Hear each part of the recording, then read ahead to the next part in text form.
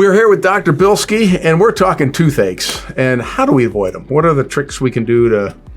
And what is a toothache? Maybe you can define that versus anything else. When I drink something cold and I get this sense, is that regarded as a toothache? We call that a sensitivity. Okay. What's a toothache?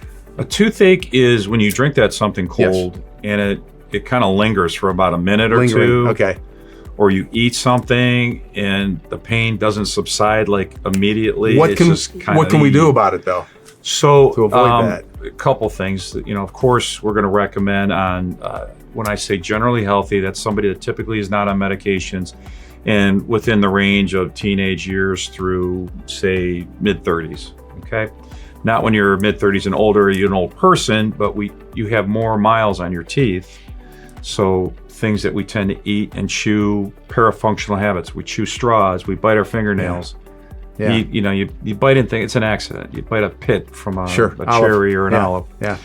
So don't drink martinis is what you're saying. That's one way to avoid toothaches. If you have the toothache, have the martini. Okay, all right, wait a second.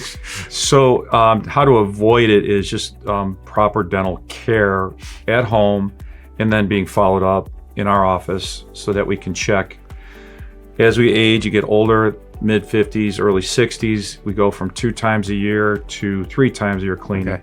When you get into your 70s, American Dental, American Periodontal Association, and also the American Heart Association recommend 4 times a year. Plenty of 70-year-olds that don't come in 4 times a year, they're fine. Yeah. But if you're medically complex, meaning multiple medications, and you do have some chronic illnesses, you want to be seen more often in the dental office because those patients tend not to feel toothaches until it's too late. Okay, all right, understood. So how do you avoid it? Good oral care, come to the office more often. And then just listen to some of the suggestions, recommendations that your dentist or our practice makes.